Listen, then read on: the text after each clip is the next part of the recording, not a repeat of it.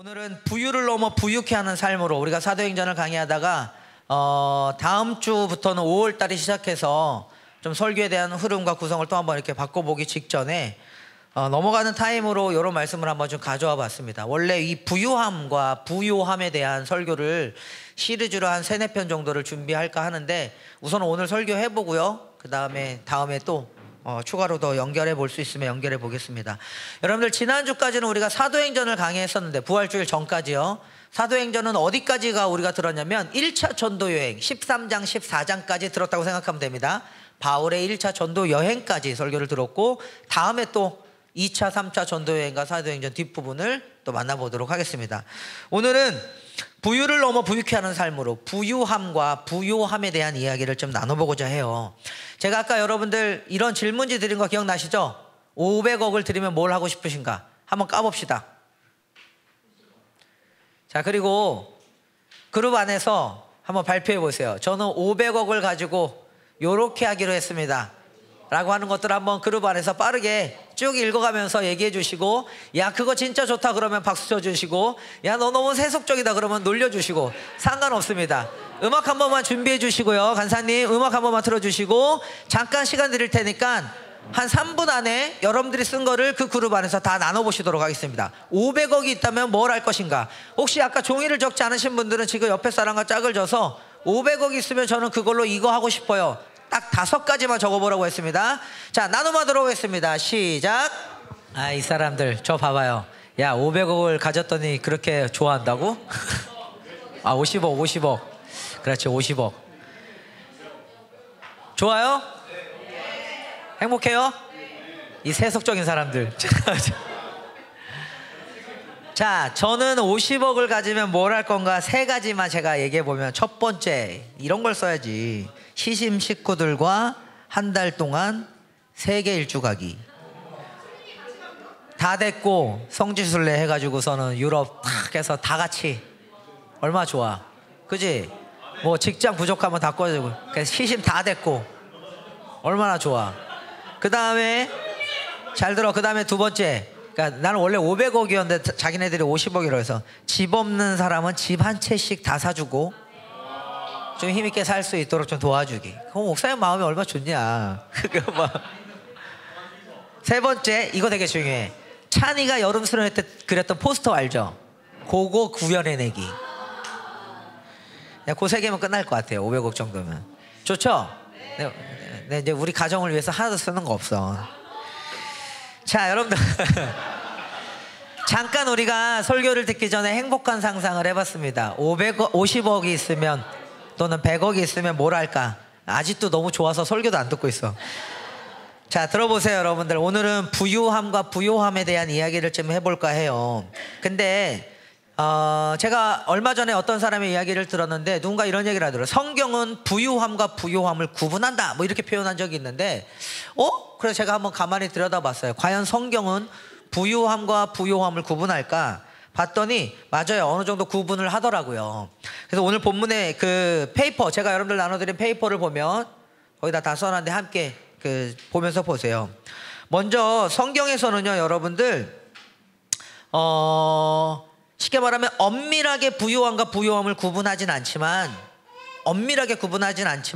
내용상 또는 어떤 영적인 흐름 또는 성경을 해석하는 맥락상 둘을 명확하게 구분해서 다루고 있는 건 사실이에요. 특별히 부유함이란 단어는 어떤 말 그대로 부요 이 2개의 단어를 여러분들 우리가 좀 구분해 봤으면 좋겠거든요. 먼저는. 근데 부유함이란 단어는 물질적 재산과 소유를 의미해요, 성경에서도. 그래서 히브리어로 호셰르라고 하는 단어가 있고요. 그 다음에 이제 신약 성경에 헬라어로는 플루토스라고 하는 단어를 이 부유하다라고 하는 단어에 해당하는 단어로 사용해요. 그래서 마가복음 10장 23절 같은 경우는 부한 자들은 어려서부터 하나님 나라에 들어가기 심히 어렵다 뭐 이런 구절이 있어요. 거기서 부하다, 거기에 사용된 단어가 플루토스 뭐 이런 단어입니다. 또 요한계시록 3장 17절에 보면 내가 말하기를 나는 부자라 부요하여 부족한 것이 없나니 라고 말하는 부자다 부요하다 뭐 이런 단어들이 플루토스라고 하는 단어로 해당되어지는 거예요. 그러니까 성경에는 분명히 이런 단어들로 설명하는데 문제는 뭐냐면 이 부유하다라는 말에 이런 특징이 포함돼요. 여러분들, 물질적인 부유함이라는 게 성경에서도 때로는 축복으로 우리에게 나타내기도 합니다. 근데 늘 성경에서는요, 이 물질적 부유함을 잘못 집착하면 걸림돌이 될 수 있다는 것으로 경계해요. 그러니까 성경은요, 이 부유하다라는 것을 축복으로 보기도 하지만 동시에 부유함을 경계하거나 이 부유함에는 책임이 따른다라는 것을 굉장히 강조합니다. 그러니까 여러분들 두 가지 키워드를 하나 기억하면 좋겠어. 부유함과 함께 부유함을 경계해야 될 것 하나, 그리고 부유함에는 책임이 따른다라는 것을 하나. 누가복음 12장 48절에는요, 여러분들, 많이 받은 자에게는 많이 요구할 것이다 뭐 이런 구절이 있어요. 그러니까 책임이 따르는 거예요. 부자들에게는. 부자가 안 돼봐서 잘 모르지, 근데 언젠가 부자가 될, 또는 여러분들이 가지고 있는 거죠. 그러니까 여러분들, 부유함이라는 것이, 예전에 희범 목사님 이런 설교를 한 적이 있어요. 부라는 것이 그러니까 가난에 대한 설교를 하면서, 가난은 절대적 빈곤 또는 상대적 빈곤이 있을 수 있다 이런 표현을 했어요. 그렇지 않아요? 그러니까 여기 있는 사람들도 우리가 다 절대값으로 가난 여부, 부유하고 가난한 여부를 따지는 게 아니라 굉장히 상대적으로, 또는 이제 내가 느끼는 거죠. 나는 가난하다고 생각해. 그죠? 사실상 좀 절대적인 값으로 치면 여기는 부한 사람은 없을 거야. 중상층이 있을까요? 우리 교회에? 있을 수도 있겠죠. 근데 굉장히 나름 여러분들 척박하고 어렵게 산다는 거 압니다. 집 한 채 가지기도 쉽지 않았던, 가져도 엄청난 빚을 지고 집을 가지는 저와 여러분들의 삶인 거 알아요. 근데 이제 그런 어떤 차이는 있겠지만 상대적으로 빈곤을 느낀다는 거죠. 근데 이제 어쨌든 부유하다라고 하는 이 부유함에서는요, 부유한 사람들에게 있어서는 어떤 경계, 부를 경계할 것, 그리고 부에 대한 책임이 있다라는 것을 굉장히 강조해요. 실제로 부유함이라는 것이 그런 것을 따른다면, 오늘 좀 함께 저희가 나누고 싶은 건 뭐냐면, 이 부유함이라는 단어와 함께 그럼 부요함은 무엇인가 라는 것도 같이 한번 이야기해 보고 싶어요. 사실 부요함이라는 단어는 여러분들 영적인 어떤 충만함 또는 마음의 넉넉함 이런 것을 표현하는 단어이기도 합니다. 실제로 성경에서는요, 이 부요하다라는 말을, 부유 말고요, 부요하다라는 말을 영적인 관계, 하나님과의, 또는 관계적인 용어로 사용하게 돼요. 또는 존재론적인 충만 이렇게 표현할 수 있는데, 어려운 표현이지만 나는 되게 상대적으로 지금 가난하지만, 또는 절대적으로 나는 가난하지만 내 마음은 풍요로운 거야. 하나님과의 관계에서 넉넉한 거예요. 부요함이라는 게 그런 의미예요. 돈은 없고 내가 가난하고 너무나 어렵게 궁핍하게 살지 모르겠지만, 여러분들 그런 사람들 본 적 있죠? 굉장히 저 사람의 처지가 누구처럼 막 부유하지 않아. 부자는 아니야. 근데 굉장히 그 마음에 하나님과의 관계에서 주어지는 영적인 넉넉함과 너그러움과 따뜻함이 그 안에 있어요. 그건 뭐예요? 부요한 사람이에요. 그게 부요함입니다. 실제로 아까 우리가 봤던 부유하다라는 단어에 플루토스라고 하는 이 단어가 부요함으로 쓰여질 때가 있어요. 그럴 때는 하나님의 은혜 또는 하늘의 영광과 관계되어져서 사용되어지는데요. 구절을 한번 띄워줘 보세요. 에베소서 1장 7절을 한번 읽어볼까요? 같이 함께 읽겠습니다. 시작.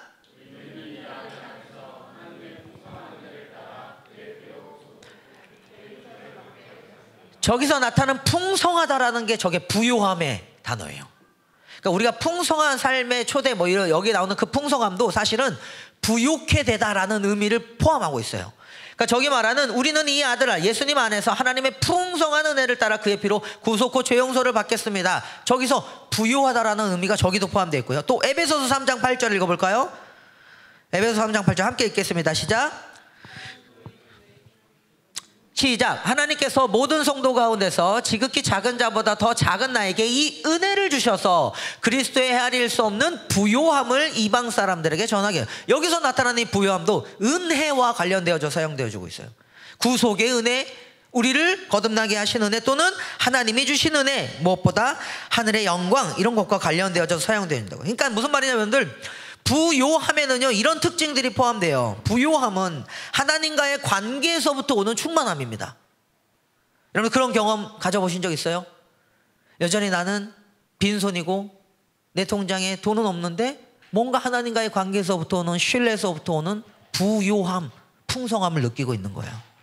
물질적인 여부와 무관하게 마음의 자유로움, 사랑의 넉넉함 또는 은혜 안에서의 어떤 충만한 만족한 상태를 부요한 사람이라고 이야기해요. 자, 그럼 부유와 부요의 차이를 우리가 좀 살펴봤는데 이런 얘기를 해볼 수 있어요. 한 가지 조심해야 될 건, 요거를 좀 깔고 시작하고 싶어요. 조심해야 될 건 뭐냐면요, 성경은요 물질적인 부유 자체를 죄악시하지 않아요. 여러분들, 제가 늘 말하죠, 성경은 물질적인 부유함 자체가, 부에 대한 축복 자체를 죄악시 여기진 않아요. 이건 분명합니다. 그래서 오히려 물질적인 부를 아브라함에게도 그의 재산이 많아진 것을 하나님이 복으로 여겼어요. 그러니까 그거는 맞습니다. 근데 동시에 뭐가 있냐면요, 물질적인 부 자체를 죄악시하진 않지만, 그러나 우리가 그 물질적인 부라고 하는 부유함에 집착할 때에 우리가 영적으로 무너질 수 있는 것을 경계하라고 늘 이야기해요. 즉 부요함이 없이 부유함만 추구할 때, 아까 말한 하나님과의 관계에서부터는 충만함이 없이, 부요함이 없이 부유함만 추구할 때 심각하게 위험해질 수 있다는 걸 경계해요. 그거를 좀 살펴보려고 합니다. 그래서 뭘 얘기해 볼 수 있냐면, 여러분들, 사실은 우리가 가지고 있는, 물론 상대적이죠, 그렇지만 우리가 가지고 있는 그나마 요만큼의 그 부유함조차도, 그 부조차도 사실은 우리는 도구이자 수단으로 볼 수 있는 은혜가 좀 필요해요.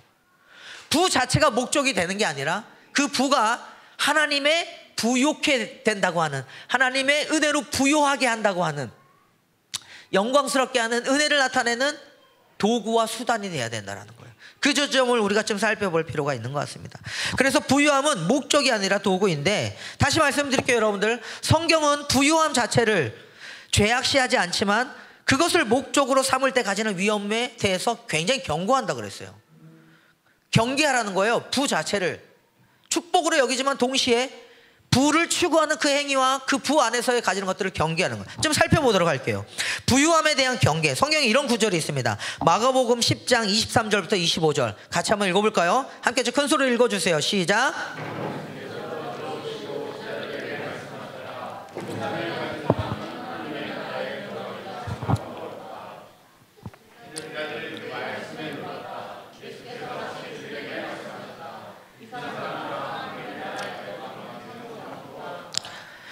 부자가 하나님 나라에 들어가는 것보다 낙타가 바늘귀로 지나가는 것이 더 쉽다. 여러분들 이 구절 많이 들어봤죠?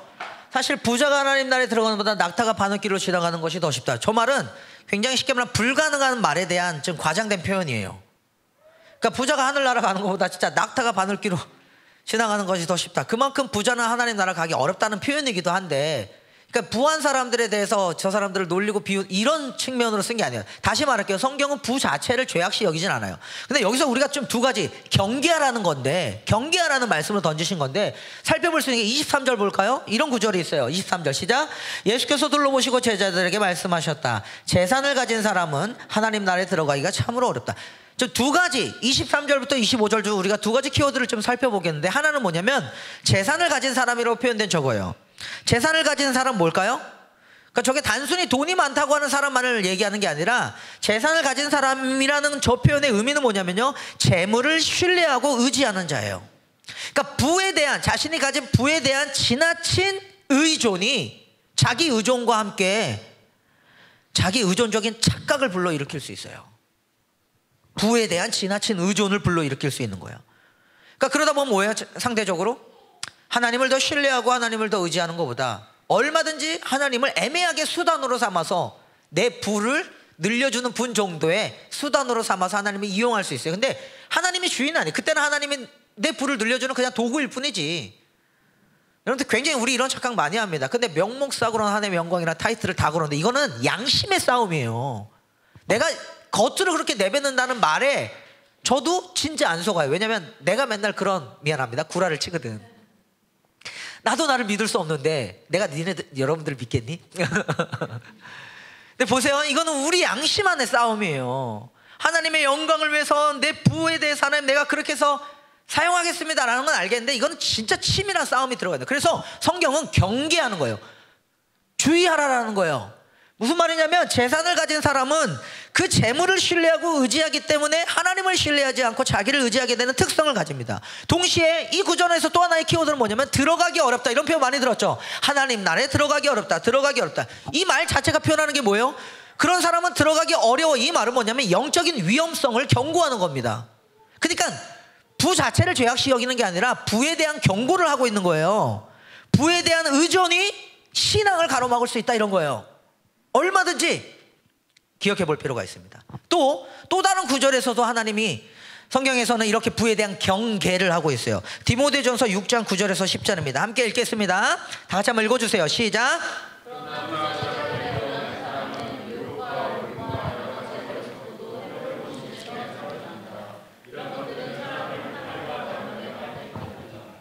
여기서 좀 우리가 또 살펴볼 게 9절 보면은 어떤 표현이냐, 부자가 되기를 원하는 사람 있죠. 저 부자가 되기를 원하는 사람이라는 말 자체가 뭐냐면 돈 자체가 아니라, 그러니까 돈 자체가 악하다라는 게 아니라 돈에 대한 욕망에 사로잡힌 상태를 표현하는 거예요. 보이세요? 부자가 되기를 원하는 사람은. 그럼 또 생각해 보세요. 아니 부자 되기 원하는 게 잘못된 거예요. 아니, 다시 말할게요. 그걸 죄악시 여기는 게 아니라 그 자체가 욕망이 되어서 사로잡힌 사람들에 대한 경고입니다. 경계라고요. 조심해야 된다고요. 그리고 이어지는 10절의 말씀이 이거예요. 부자가 되기를 원하는 사람과 함께 이어지는 10절의 말씀 중에 하나가 뭐예요? 돈을 사랑하는 것은 뭐라 그래요? 단순히 물질의 소유를 넘어서 삶의 우선순위를 왜곡시키는 힘이 돈을 사랑하는 것에 있기 때문에. 함께 읽어볼까요? 크게 시작. 돈을 사랑하는 것이 모든 악의 뿌리입니다. 돈을 쫓다가, 저 쫓다는 게 섬기다라는 거예요. 돈을 예배하는 거예요. 물질을 예배하는 거예요, 그 자체를. 그러다가 믿음에서 떠나 헤매기도 하고 많은 고통을 겪기도 한 사람이 덜어 있습니다. 바울도 본 거죠. 돈에 대한 바른 경고이고 경계입니다. 결국 무슨 말이냐면 여러분들, 부에 대한 집착은 우리의 영혼을 파멸시켜요. 그리고 하나님과 사람 모두로부터 분리시켜 버립니다. 잘 봐야 될 필요가 있는 거예요. 하나만 더 볼게요. 누가복음 12장 15절입니다. 같은 맥락이에요. 부에 대한 경고입니다. 함께 읽어볼까요? 시작.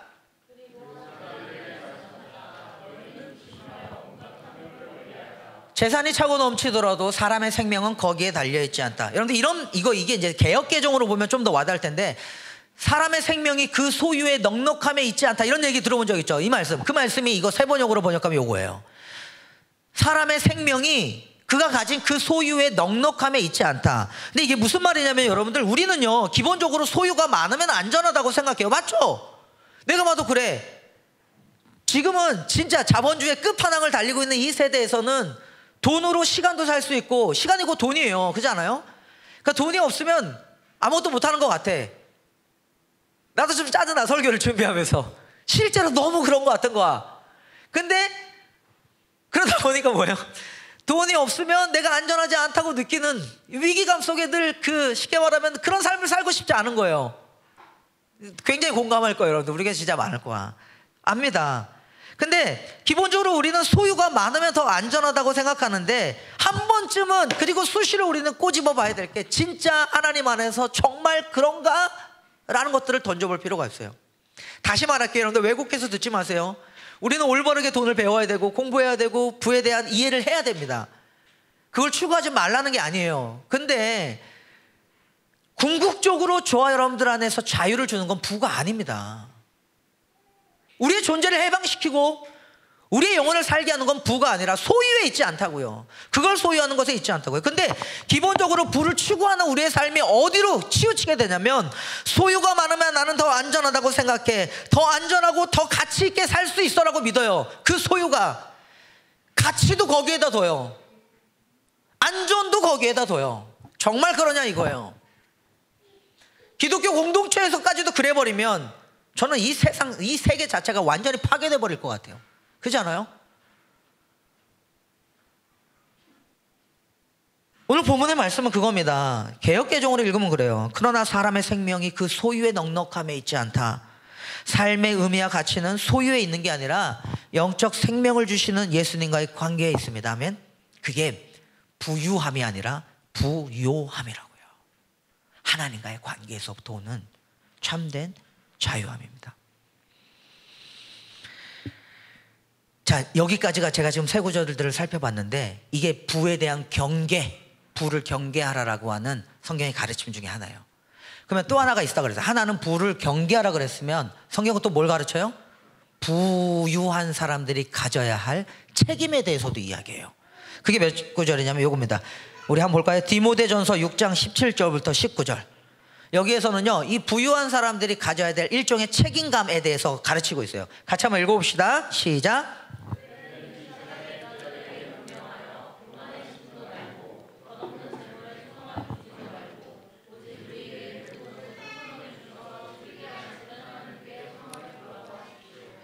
또 선을 행하고 좋은 일을 많이 하고 아낌없이 베풀고 즐겨 나누어 주라고 하십시오.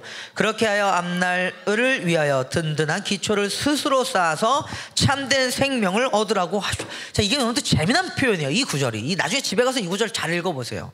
이 구절이 세상 부자들에게 명령하는데, 부자들에게 여러분들 단순히 부자들이 회개하라 이렇게 얘기하지 않아요. 오히려 그 부자들이 가져야 될 마음의 자세와 부자들이 가져야 될 소명과 사명에 대해서 가르쳐주고 있어요. 그리고 그 끝에 그렇게 함으로 생명을 받으라라고 얘기해요. 영적 생명을. 이게 재미난 표현이에요. 그러니까 단순히 부한 자들에게 회개하라 얘기하는 게 아니라 구체적으로 부자들이 가져야 될 책임을 가르쳐주고 있는 거예요. 그 내용이 뭐예요? 어떻게 하라고요? 부유한 자들은 나눔과 선한 사업에 힘써야 되고 하나님께 소망을 두는 삶을 살아가는 거예요. 17절 후반부부터 다시 한번 볼까요? 여기 보면 덧없는 재물에 소망을 두지 말고, 저게 무슨 말인가? 정함이 없는 재물이라고 개역개정에 표현되어 있거든요. 덧없는 재물이라는 저게 정함이 없는 재물이라는 건데, 영원하지 않은 재물에 영원한 소망을 두지 말아라, 그러면서 시작되어지는 말씀들이에요. 그래서 오직 우리에게 모든 것을 풍성히 주셔서 즐기게 하시는 하나님께 소망을 두고, 부자들이요, 그러니까 너희들이 가지고 있는 그 부에 소망을 두지 말고, 그거 덧없는 재물이다, 정함 없는 재물이다, 어차피 죽을 때 다 가져가지도 못할 것이고, 그죠? 거기에 소망을 두지 말아라. 그리고 나서 18절 볼까요? 구체적으로 선을 행하고 좋은 일을 많이 먹고 아낌없이 베풀고 즐겨 나누어 주십시오. 이게 부자들이 가져야 될 책임이었어요. 강조하는 거예요. 다시 말씀드릴게요. 이는 부유함 자체가 죄가 아니라 그것을 어떻게 사용해야 하는가라고 하는 일종의 귀한 책임을 우리에게 가르쳐주고 있는 바울의 귀한 가르침인 것입니다. 맨 마지막 19절 다시 한번 볼까요? 근데 이게 이렇게 끝나요. 같이 읽어볼래요? 시작. 그렇게 하여 앞날을 위하여 든든한 기초를 스스로 쌓아서 뭐라고요? 참된 생명. 아니 보세요 여러분들, 이렇게 하는 게 어떻게 참된 생명과 연결이 되냐 이거예요. 근데 하나님 이걸 생명과 연결시켜요. 왜 그럴까요?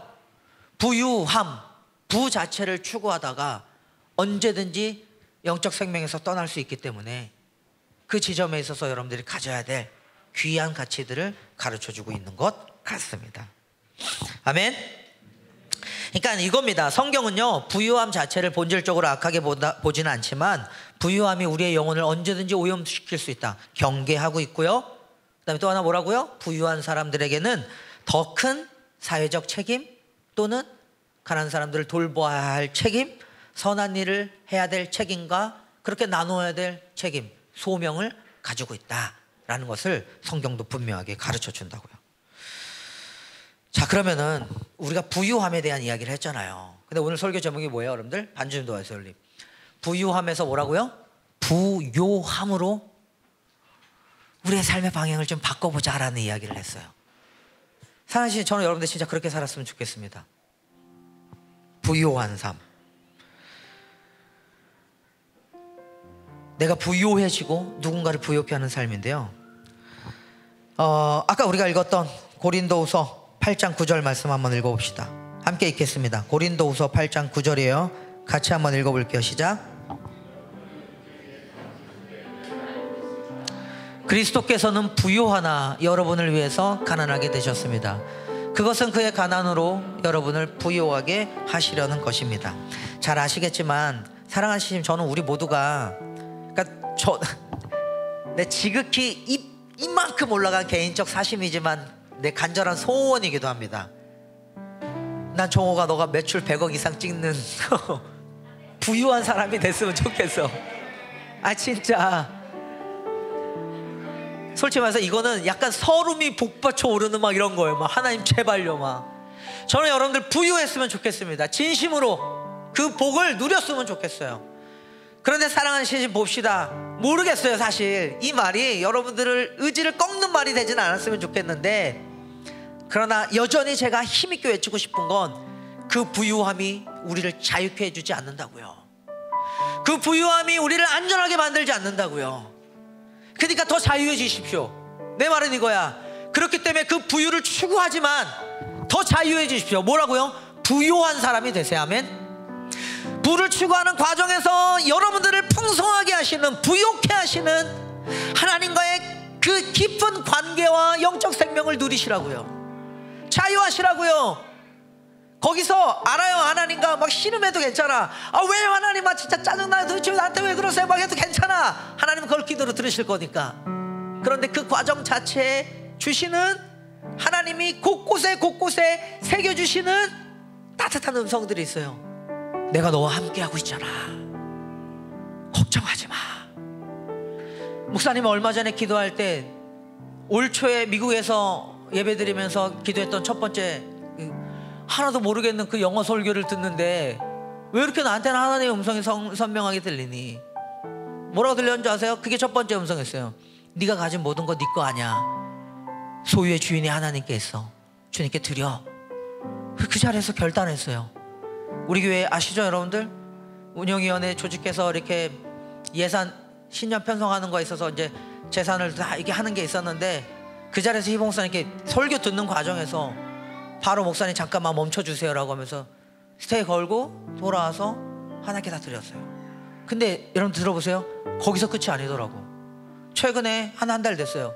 또 기도하는 주신 마음이 뭐냐면, 너무 돕고 싶은 거야. 요새 좀 힘들잖아, 그치? 그러니까 알아요. 여러분들 주머니 사정을. 지나 막 경균이 얘기 듣고, 막 정옥이네 막 얘기 듣고, 막 익혀나 막 장난 아니거든요. 요새 막 우리 막 너네들의 얘기들을 막 다 들으면서 목사님 당연히 기도하게 되는 거예요. 그러니까 하나님 좀 도와주세요. 나한테 아까 말한 500억이 있으면 나 집 한 채씩 다 사주고 얘네들 데리고 다 진짜 하면서, 그래도 왜냐면 나는 자기들이 가진 따뜻한 마음을 알기 때문에 지나에 주시면 더 베풀 거 아니야, 그지? 아멘. 알잖아. 하나님 좀 주세요. 나한테 막 그 정도만 주시면. 근데 하나님이 저에게 들려주신 음성이 뭔지 아세요? 이거예요. 아니 미안해. 아니, 내가 한 방에 주지 않을 거야, 지훈아. 근데 이거였어요. 필요할 때마다 구해. 그럼 줄게. 무슨 말이냐면, 이게 어떻게 들렸는지 알아요? 네 통장은 항상 잔고가 영원일 거야. 너 아마 죽을 때까지 그런 삶 살게 될지도 몰라. 계속 흘려보내는 삶을 살아야 될지도 몰라. 그냥 꿈도 꾸지 마, 이거예요. 근데 더 귀한 걸 꿈꾸게 하시는 거예요. 뭐냐면, 네 통장의 잔고는 0이 될지 모르겠지만 너 언제든지 구해. 그럼 내가 줄게. 여러분 보세요. 이게 부유함이에요. 소유의 넉넉함이 내가 가진 통장에 찍혀있는 금액에 있는 게 아니라, 그 어려운 순간마다 기도할 때 나에게 말씀하시는 하나님의 음성에 있다고요. 아멘. 여러분 그걸 붙잡으시라고요.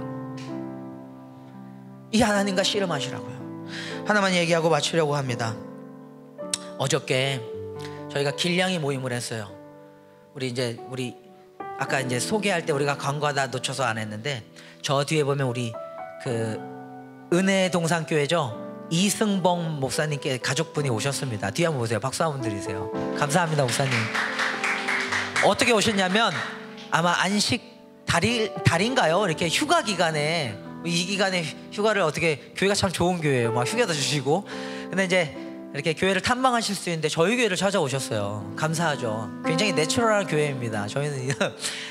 근데 이제 아까 보니까 광고할 때 찬이가 길냥이 모임이라니까 어떻게 들으셨는지 모르겠는데, 아, 여기 이 교회는 길고양이 밥 주고 막 이러는 데나 보다 생각하실까봐 내가 말씀드리는데, 저 길냥이들이 누구냐면요, 안산에 있는 이주배경 청소년들과 그 다음에 기존에 있는 청소년들이 모여있는 모임, 청소년들의 모임입니다.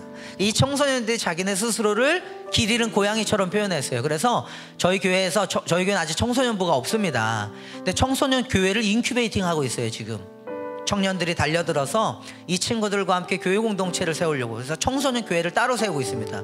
교회 이름이 길냥이 모음집이에요. 저도 태어나서 그런 교회 이름은 처음 들어봐요. 길냥이 모음집도 ZIP에서 R집의 집이야. 그러니까는 길 잃은 고양이들의 푸름이 되어주자, 이 따뜻한 모임이 있습니다. 이 모임을 누가 이끌어 가냐면요, 아랫마을에 유정재 그리고 김효태, 그리고 함께하는 교사들이, 청년 교사들이 함께하고 있습니다. 어젯밤에 여러분들 계속 요청했죠. 윗마을에 그리고 시심에 요청을 해서 이 길냥이들을 좀 섬겨주세요. 감사하게 아랫마을에 어떤 친구가 또 헌금하고 윗마을에 우리 이장님이 좀 도와주시고 찬이 그리고 종우가 이렇게 농장을 내어줘서 거기서 바베큐 하면서 진짜 따뜻한 시간 보냈어요. 제레미 목사님 사모님 또 함께 해주셔가지고 아이들을 위해서 공연도 해주시고 정말 좋았습니다. 밤에 불을 3개나 펴놓고 곳곳에서 이 아이들이 가진 나름대로의 고민들을 옆에 있는 어른들, 청년들과 함께 주고받으면서 이야기를, 꽃을 피우는데 너무 예쁜 거예요. 근데 그 풍경을 보니까 저는 한 번씩 그런 타임이 있어. F잖아. 저만큼 떨어져서 이걸 지켜보면서 혼자 막 근데 그때 혼자 안 해. 옆에 누구 있냐면 효태 데리고서는 같이 정재랑 함께 야 예쁘다 이러면서 우리끼리 뒤에 얘기하고 있었어요. 근데 그때 효태가 저한테 무슨 얘기를 하냐면 이런 얘기를 했습니다. 근데요 쌈미, 그러니까 우리 여러분들 효태가, 아랫마을의 효태가 사실은 청소년 교회를 섬기고 있습니다. 그리고 그라운드 모비라고 하는 청소년 사역 단체도 섬겨요. 근데 그거 아세요? 여기서 무슨 월급이 나와요? 돈이 나옵니까? 효태 나이에는 사실은 지금 직장을 또 잡아야 되는 이 시름과 고민을 하고 있어요. 저 압니다. 아니 그 나이면 당연히 직장 들어가는 게 맞지. 근데 맞아요. 그래서 지금 거의 끝까지 와서 고민하고 있는데, 우리가 청소년 지원 사업을 굉장히 많이 받아도 효태에게 한 사람 월급도 주기 힘든 구조예요. 이거는 정재 승연이도 같은 싸움입니다. 그러니까 이들이 청소년들을 열심히 섬기고 있는데, 섬긴다고 하지만 여전히 그들의 주머니 사정과 경제적인 사정은 자기 풀칠해 먹기도 힘들어요. 그럼 결혼은 언제? 집은 언제 사? 집은커녕 전세 자금은 언제 모아? 그렇게 어렵게 사는 이 친구들이 청소년들을 섬기는데, 눈에 보이는 청소년들이 너무 예쁜데 한편으로는 이들을 계속 돕고 섬기고 헌신하고 싶은데 정작 자기는 지금 당장 일자리를 구하여 떠나야 되는 이 깊은 갈등과 고민 앞에 있는 거예요. 그러면서 효태하고 그런 이야기를 주고받다가 막 저도 막 안타까운 거야. 그래 500억이 있으면 효태 이거 구조 만들어가지고서는 일자리 하나 딱 줘서 세우면 얼마나 좋을까. 그렇게 열심히 하나님이 할 수 있도록, 의미 있게 살 수 있도록 좀 도와주면 얼마나 좋을까. 근데 이 고민 앞에 효태가 서 있는 거예요. 근데 그때 효태하고 주고받았던 게 이거예요. 성경에 보면 지금 효태하고 저하고 저 앞에 있는 풍경들을 보면서 던진 게 뭐냐면은, 이 아이들, 길 잃은 고양이와 같이 영적으로 허기지고 길을 잃은 이 아이들을 부욕해 하는 사람들이 있어요. 저 보세요 여러분들, 영적으로 허기진 길고양이들을 부욕해 한 사람이 누구예요? 정작 주머니에 돈 하나도 없는 효태라고요. 그거 갖고 직장 갖고 고민하고 씨름하는 이 아이들이라고요. 그들이 정작 자기 자신은 진짜 가난한데 이 길 잃은 양이들 또는 이 시대에 잃어버린 사람들의 마음을 부여하게 하고 있다고요. 여러분들 여기에 복음의 신비가 있습니다. 내 통장에 영원히 찍힐지 모르겠지만, 그래서 나는 여전히 어렵고 힘든 삶을 살지 모르겠지만, 어떤 그리스도인들은 그가 가진 부요함으로 타인을 부욕해 하는 삶을 살고 있더라고요. 저 보세요 여러분들, 우리 어떻게 살아야 될까요? 부를 추구하고 그 부가 내 인생의 전부인 것처럼 살다가 누군가를 부욕해 하지 못하는 삶을 살면 어쩌시겠어요? 마지막 하나만 더 얘기하고 마칠게요. 종우하고 이야기하다가 마지막에 종우가 이런 이야기를 하더라고요. 너무 좋았어요. 뭐라고 표현한 줄 아세요? 목사님, 저는 시심의 끄트머리에 있는데 그 끝에서 배우는 게 있습니다. 저는 평생 저만 알았는데 이 아이들의 이야기를 듣다 보니까 그게 아니라는 걸 알겠네요. 그때 부유해진 거예요. 아세요? 사랑하시는 우리 어떻게 살아야 될까요? 하나님 우리에게 진짜 찐으로 다시 한번 부를 주시길 소망합니다. 아멘. 근데 진짜 우리가 추구해야 될 또 다른 하나의 가치, 부요한 자가 되십시오. 하나님이 여러분들의 마음을 부요하게 하셔서 내 통장에 들어오고 나가는 게 하나님께 있다는 것을 믿음으로 고백하고, 그리고 나서 얼마가 주어지든지 가진 것을 부요하게 하나님의 은혜를, 영적인 충만함을, 존재로서의 여러분들의 삶의 의미를 누리면서 힘있게 살아내는 우리 시심이 되었으면 좋겠어요. 아멘. 옆에 계신 분들과 우리 따뜻하게 주먹 인사하시면서, 하나님은 반드시 당신의 삶을 아름답게 만드십니다. 인사하시겠습니다.